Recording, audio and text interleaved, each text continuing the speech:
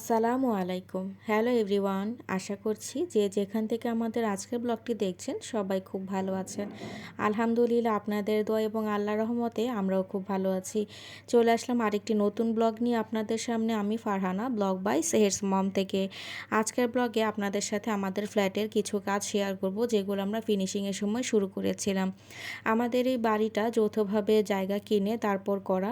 ৩৬ জন মিলে এই জায়গাটা ক্রয় করা হয়েছিল এবং তারপর বিল্ডিংটা একসাথে কাজ শেষ করে লটারির মাধ্যমে আমরা যে যার ফ্ল্যাট বুঝে পেয়েছি। এবং আমরা যখন লটারির পর ফ্ল্যাটটা পাই তখন হচ্ছে শুধুমাত্র গাঁথনি এবং তার সাথে প্লাস্টার করা অবস্থায় আমরা ফ্ল্যাটগুলো পাই। এবং কিছু ভিতরের কাজ করা ছিল, যেমন ইলেকট্রিক স্যানিটারির যেগুলো ইন্টারনাল কাজ সেগুলো করা অবস্থায় পেয়েছিলাম। তবে এখন আমরা ফিনিশিংয়ের সময় যে যেই ধরনের জিনিস লাগাতে চাচ্ছি ফ্ল্যাটের ভিতরে, সেই জিনিসগুলো আমাদের নিজেদের পছন্দ মতো এবং নিজেদের সামর্থ্য অনুসারে করতে হবে। তো এই জন্যই প্রথম যে কাজটা আমি করেছিলাম সেটা হচ্ছে যে সিলার মারা বা হচ্ছে রঙের শুরুর ক্ষেত্রে যে জিনিসগুলো বেশি প্রয়োজন, যেহেতু ডিস্টেম্পারগুলো অনেক দিন ধরে স্টে করাতে হবে, তাই এটা যেন ভালো মতো শুকিয়ে যায়। এই কারণে আমরা সিলারটা প্রথমেই করেছিলাম, যেটা আপনারা এর আগের পর্বে দেখেছেন। তার সাথে আমরা ফ্লোর চিপিং করিয়েছি। তো এরপর আর কি আমরা আজকে আবার গিয়েছিলাম, আমি আর আমার বড় ভাগ্নে, যে আমাদের কিছু ইলেকট্রিক এক্সট্রা কাজ করাতে হবে, যেটা আমাদের যৌথ কাজের ভিতরে ছিল না। আমি টিভির লাইনটা একটু সরিয়েছি।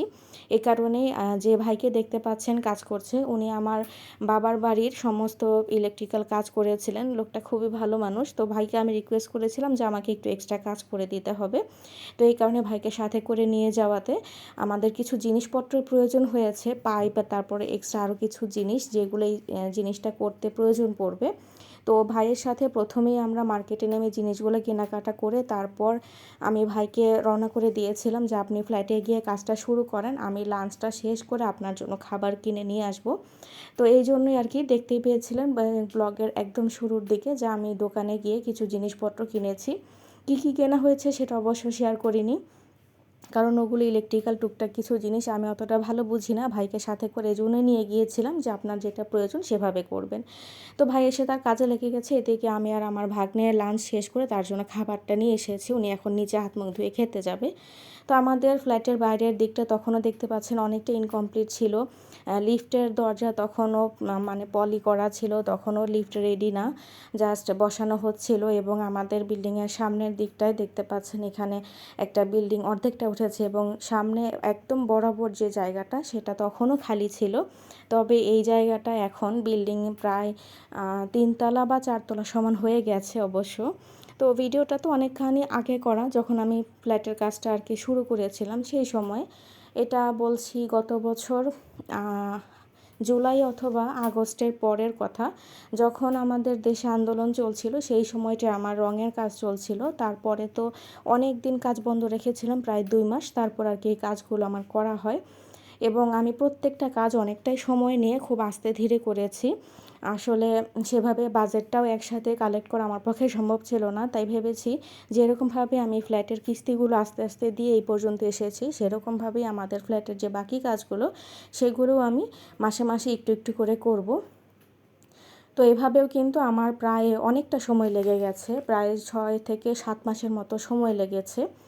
তো আমাদের ফ্ল্যাটে সম্পূর্ণ কাজ করতে কত কেমন কি খরচ গেছে সেই ব্যাপারেও আমি একটা সময় বলবো। আগে আমাদের কাজগুলো এই সব কিছু আপনাদের সাথে শেয়ার করি, দেন আপনারা যদি জানতে চান, আগ্রহী থাকেন, সেই ক্ষেত্রে কমেন্ট করলে আমি আপনাদেরকে জানানোর চেষ্টা করব যে আমাদের কোন জিনিসটাতে কেমন খরচ পড়েছে। তো এখানে আর কি ভাই কাজ করছিল, আমি খাবার কিনে আনার পরে উপরে এসে দেখলাম যে ভাইয়ের কাজ মোটামুটি অনেকটাই কমপ্লিট। তবে এটা শুধু একটা ফ্ল্যাটের কাজ, আমাদের আরও একটা ফ্ল্যাটের কাজ বাকি আছে, সেটা হচ্ছে 6 তলায়। ওই ফ্ল্যাটটা আমার ছোট দেবরের। তো ওইটার কাজটা আমি আবার একই দিনে করানোর জন্য চেষ্টা করেছিলাম, কিন্তু সময় সেভাবে কুলানো যায়নি। ওই দিন অনেকটাই কাজ করে আগিয়ে রাখা হয়েছিল। আর দুপুরের লাঞ্চের পর ভাই আবার 6 তলার কাজটা ধরেছিলেন। তো ওই দিন আর কি পুরো কাজ শেষ না হতে আমাদেরকে পরে আরেকটা দিন যেতে হবে।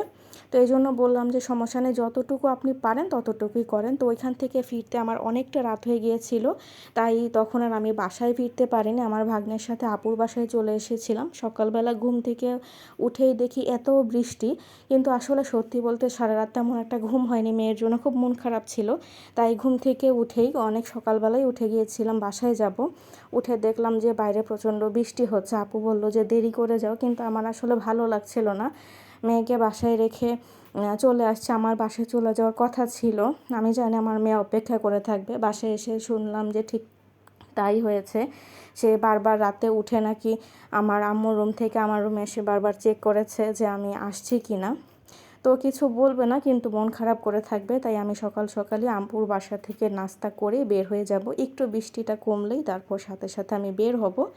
তো এই ছিল আমাদের আজকের ব্লগ। আমি পরবর্তীতে আমাদের ফ্ল্যাটের অন্যান্য কাজগুলো শেয়ার করব।